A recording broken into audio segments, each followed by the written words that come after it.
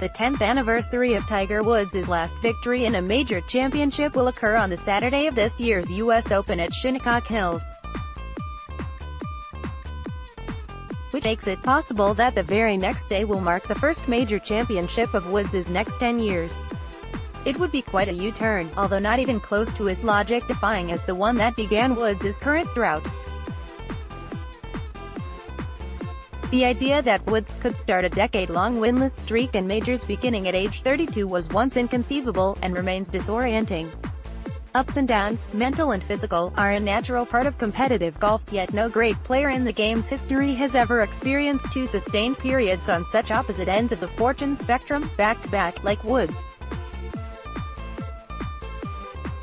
Bobby Jones' 7 lean years followed by 7 fat ones don't compare, because the former began when Jones was 15. There was Ralph Guldal, who won 3 majors from 1937 to 39, but after his 16th PGA Tour victory in 1940, when he turned 29, never won again. Johnny Miller followed 3 stellar years in which he seriously challenged Jack Nicklaus in his prime, with 3 lost ones during which he never contended. Tom Watson collected 36 tournament victories, including all 8 of his majors, by age 35, then won only once in the next 12 years. David Duval reached number 1 in 1999 and in 2001 won the Open Championship. 4 months later, on his 30th birthday, he won the Dunlop Phoenix in Japan, his last victory to date. Woods' extremes have been longer and more eventful. Through 2009, he'd won 71 PGA Tour events, including 14 majors. Since then, he's managed 8 more victories, all in 2012 and 2013, and no better than a tie for third in a major. Short of Woods sharing the real story, the causes of his fall will be debated forever.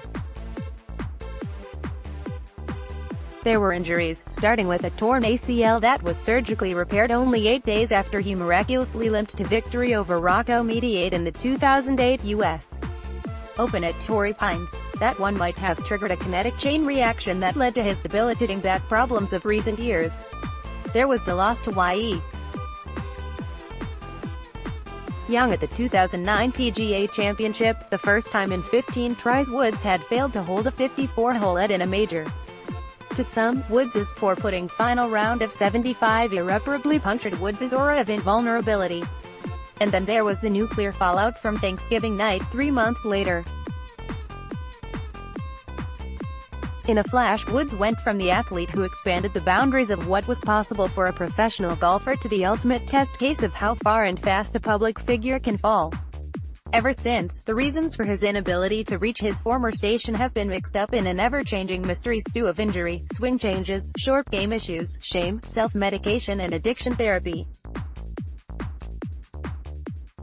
Coping with it all has taken a visible toll on Woods, but the adversity also stimulated personal growth.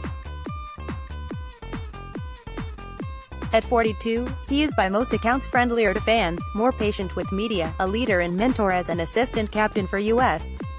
teams. He'll serve as captain of the 2019 U.S. President's Cup team, a devoted father of 2.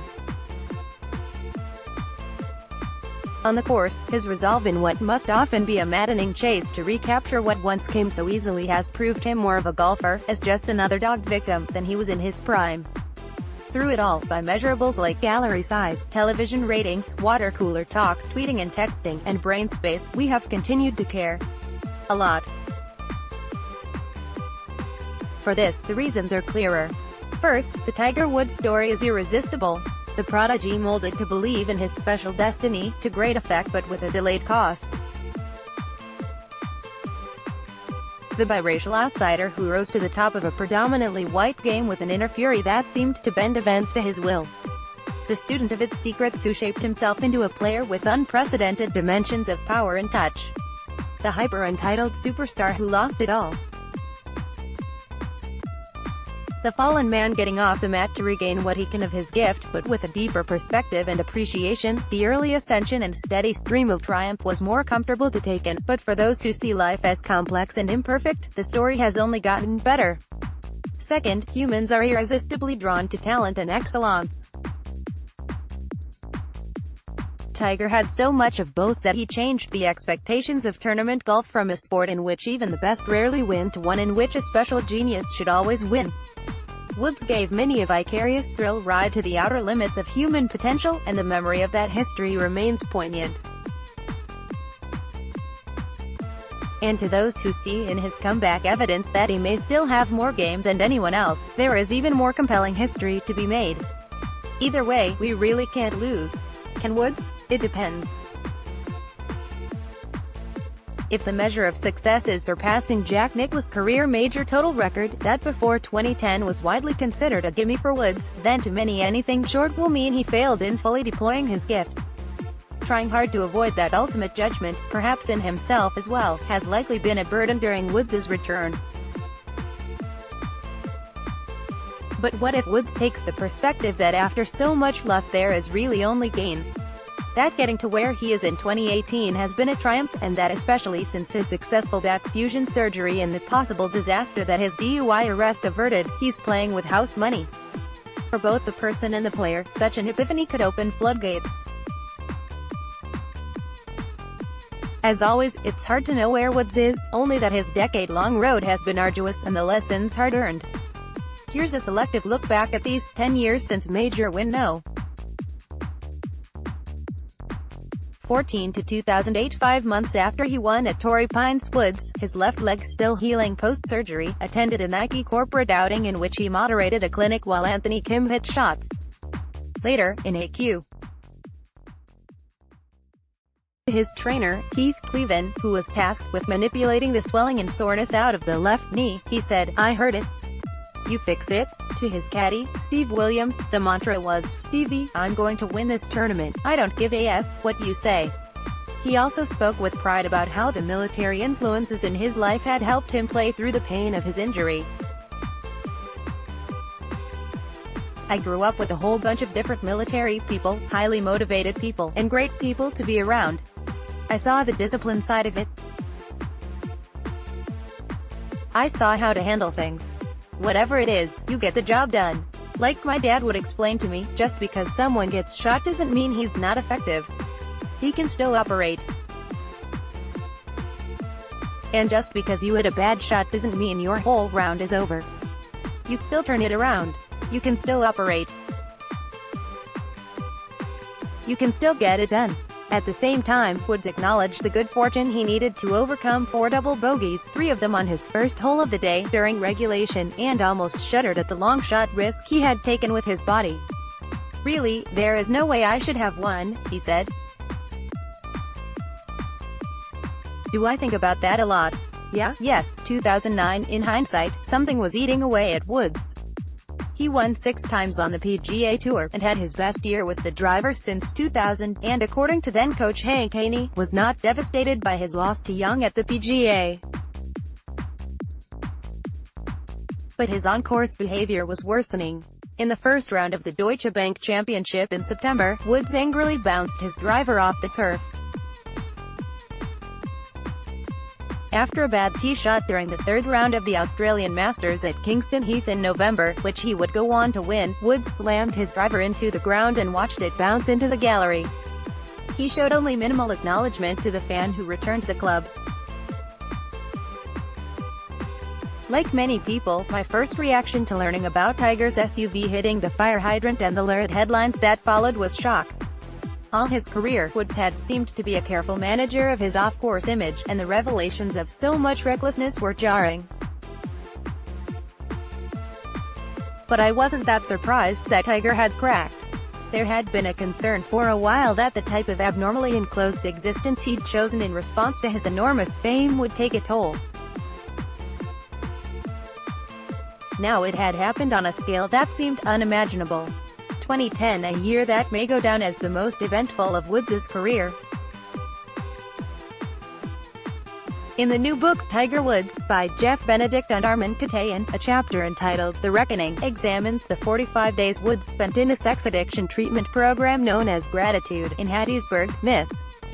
Woods was directed to take a hard look at his life, especially his childhood, for the sources of his problems. "My failures have made me look at myself in a way I never wanted to before. Woods said during his famous Blue Curtain apology speech on Feb. 19, which lasted 13 minutes and was watched by an estimated 30 million television viewers. Critics called the speech unconvincing, even fake. Woods was stiff and awkward as he read from sheets of paper, but I thought the cause was shame, not that he wasn't being sincere. Regardless of the delivery, the words took a lot of courage to deliver. This, in particular, made sense. I thought I could get away with whatever I wanted to. Woods said, I felt that I had worked hard my entire life and deserved to enjoy all the temptations around me. I felt I was entitled. Thanks to money and fame, I didn't have to go far to find them. I was wrong. I was foolish. Woods saying he was taking an indefinite leave from golf sounded like an extended period. So 3 weeks later, when he announced he was playing in the upcoming Masters, it felt too soon. Woods did a pre-tournament news conference at Augusta. When asked how he would ward off the excesses of entitlement in the future, Woods said he was trying to recommit to some of the Buddhist principles his mother had impressed upon him as a boy. Then, with an impassive sadness, he concluded, I just lost that, and unfortunately lost my life in the process. Woods had played no tournament golf since November, and according to Haney, he hit the ball poorly in his initial preparations. But he gradually improved, and considering the circumstances, would go on to produce one of the most remarkable performances of his career. He piped his pressure-filled opening drive, and shot what remains his lowest first round at the Masters, a 68. He was only 3 back when he began on Sunday, but started with a notable shakiness, going 3 over par through 5 holes to fall 7 behind the leaders, but a holed 8-iron on the par 4 7th hole began a rally that saw him play the final 12 holes in 6 under. Over 4 rounds, he was alternately explosive and sloppy, making 4 eagles and 17 birdies, but also 14 bogeys. But his T4 finish, 5 behind the winner, announced that Woods was far from finished. Still, Woods did not possess the locked-in poise that had always characterized his final rounds while in contention at majors. A moment that lingers was the 15-inch putt he missed on the 14th. It came after he badly pushed a 6-foot birdie putt that would have gotten him within 2 of the leader. On the little comebacker, Woods didn't take a full stance, but missed more nervously than carelessly. Considering the situation, it was telling. The theme continued at the U.S. Open at Pebble Beach. Woods shot a brilliant third-round 66 that got him into 3rd place going into the final round. But on a frustrating Sunday, Woods didn't fire. He bogeyed the 1st, 4th and 6th holes, all among the easiest at Pebble, and shot 75 to finish T4, 3 behind. It was another example of a new fragility. Throughout his comeback post-scandal, weekends at majors have remained a problem. In the final event of the year, the unofficial but high-profile Chevron World Challenge, Woods began the final day with a 4-stroke lead, but Graham McDowell would keep Woods from his first victory of his comeback by holing a 20-footer on the 72nd to get into a playoff, and then a 25-footer on the first extra hole to win. It was the first time Woods had lost a tournament when leading by 3 or more shots going into the last round, and a fitting end to the most difficult year of his career, 2011 at the Masters, that Woods recently said is the major he most regrets losing. Woods followed an explosive 66 on Friday with a disappointing 74. He came out smoking in the final round, shooting 31 on the front to momentarily tie for the lead. But on the short 12th, Woods ran a 25-footer 3 feet by and pulled the return for a killing bogey. He then failed to birdie 13 with only 180 yards in for his second shot, and missed a 4-foot eagle putt on the 15th. He finished 4 behind for another T4. It was a down year that ended with hope at the Chevron World Challenge, where, 1 down to Zach Johnson with 2 to play, he birdied 17 and 18 to win his first event since 2009. 2012. That momentum, however, was quashed at Abu Dhabi, where, starting the final day tied for the lead with Robert Rock, Woods was outplayed by the journeyman, 70-72, and finished third. Then at Pebble Beach, Woods began the final day tied with Phil Mickelson in the second-to-last group, the kind of scenario Woods would use as an opportunity to reinforce his superiority. Instead, Mickelson shot a winning 64 to Tiger's incongruous 75. Woods' reputation among his peers as the consummate finisher began to erode. Some said privately that the existence of a new fragility was most reinforced by the knowledge that Woods had given in to weakness and poor judgment in his private life. But Woods regained some stature with the first official tour victory of his comeback, at Bay Hill. After finishing T40 at the Masters, he made up a 4-stroke lead on Sunday at the Memorial, highlighted by a spectacular chip-in for birdie on the 70th hole, to win again. He again looked ready for the next major, the U.S. Open, but after being tied for the lead after 36 holes at Olympic, he shot 75-73 on the weekend to finish T21.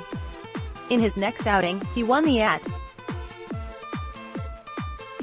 3 weeks later at the Open Championship at Royal Lytham, Woods began the final round in 4th place at 6 under par on a day the winning score would be 7 under.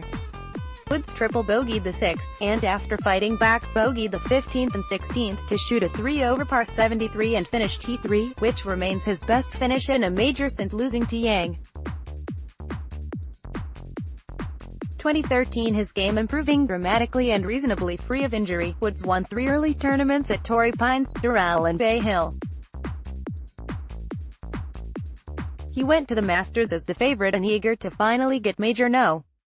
15. Woods was tied for the lead on Friday when he came to the par 5 15th. After laying up, his wedge shot third hit the bottom of the pin and rebounded into the water. It was one of the most untimely and unluckiest breaks of Woods' career. Compounding it, Woods dropped in the wrong place before hitting his next shot, ultimately signing for an incorrect score on his scorecard. After deciding not to disqualify Woods, the Masters committee assessed Woods an 8 instead of a 6 on the 15th, after arguably losing 4 strokes than he would have if the pin hadn't gotten in the way. Woods again finished T4, 4 strokes behind. Woods would go on to win the Players, his most impressive victory of his post-scandal period, and later in the year, the WGC Bridgestone by 7, shooting a second-round 61. He hasn't won since. At the Open Championship at Weirfield, Woods continued his major pattern by beginning the final day 2 out of the lead, but shooting 74 to finish T6. Woods reached no. 1 in the world again and was voted PGA Tour Player of the Year. But in a foreshadowing of bad karma, at the year-ending World Challenge, Zach Johnson overcame Woods' 4-shot lead with 8 to play, then miraculously holed a 58-yard wedge shot on the 72nd hole after hitting his second in the water. Woods got up and down from a bunker to force sudden death but quickly bogeyed to lose the playoff. 2014. Bad from the beginning. Bothered by the most serious back pain of his life, Woods in late March underwent surgery for a damaged disc that was pressing on a nerve in his lower spine. He would miss the Masters and the U.S. Open, and after a too-fast return to competition, ended the season by missing the cut at the PGA. When he returned to play at the Hero World Challenge in December, he was beset by a bout of terrible chipping during a first-round 77. 2015. Woods' chip yips got worse. At the Phoenix Open, he shot a second-round 82 in which his short-game misses were so extreme as to seem surreal. Woods said that he was caught between different release patterns, taught by old coach Sean Foley and new swing consultant Chris Como. The bad chipping continued in the first round at the Farmers, where Woods withdrew after 11 holes because of a tight back. "My glutes are shedding off. They don't activate," he said in a comment that was widely mocked as many wondered if Woods' short game problems could be career-ending. On February 11, he took a leave from tournament golf. On his website, he said, "My play and scores are not acceptable for tournament golf." When Woods returned at the Masters, the golf world held its breath for what the notoriously tight chipping areas would do to his short game. But remarkably, Woods was solid around the greens, finishing T17. But it proved only a brief respite. Woods shot 85 in the third round of the Memorial. At the U.S. Open at Chambers Bay, his opening 80 ended with an embarrassing cold topped 3-wood that rolled into a bunker. He also missed the cut at the Open and the PGA, but at the Wyndham Championship in Greensboro, on friendly Sedgefield CC, Woods got into contention. After rounds of 6-4, 6-5, 6-8, Woods started the final day 2 strokes out of the lead.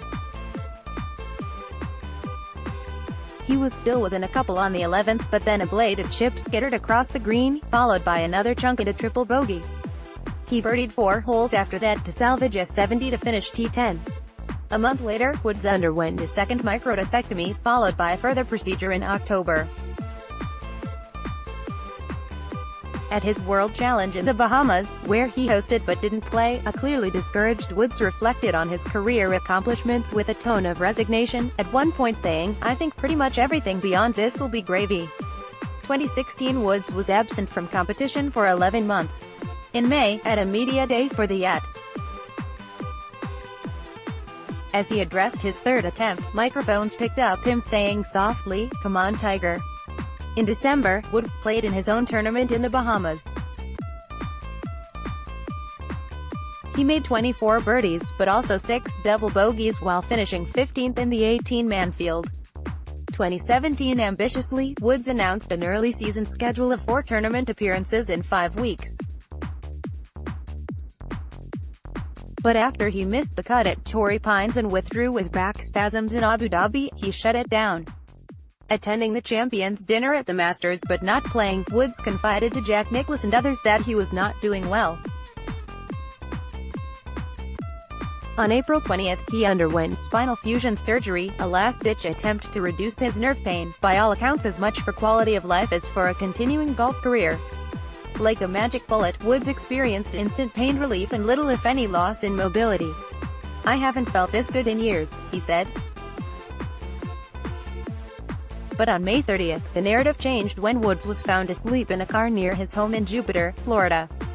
He failed a field sobriety test and was arrested. According to the police toxicology report, Woods had 5 different drugs, 4 prescriptions and THC, the active ingredient in marijuana, in his body at the time. Michael Phelps, the 23-time Olympic gold medalist who turned his own life around after a DUI arrest, said he believed Woods' actions were a massive scream for help. On June 19, Woods announced he was seeking professional help to manage medications. While there are indications Woods was not fully ready to absorb the lessons of the gratitude program he attended in 2010, others who know Woods say the lessons took more strongly this time, and have been a blessing. Woods' reception in September at the President's Cup, where he served as a vice-captain under Steve Stricker, was warm. Woods learned the full extent of the support he has from his fellow players. And his treatment by fans showed no trace of public shaming. On October 16, he was cleared by doctors for full physical activity. When he came back to the Hero World Challenge to play in December, he said, "I'm loving life now. I've come out the other side and I feel fantastic."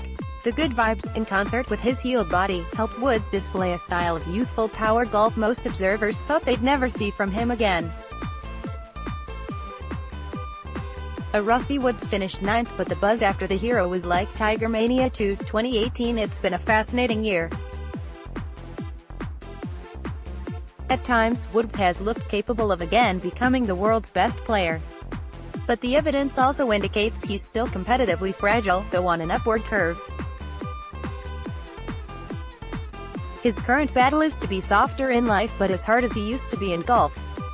Judging by the Masters, where he finished T32, peaking his game for majors is still a problem. Jack Nicklaus, who has long had a keenly intuitive understanding of Woods the golfer, sees important progress, with more work to be done. I don't think Tiger's had a lot of fun the last 10 years.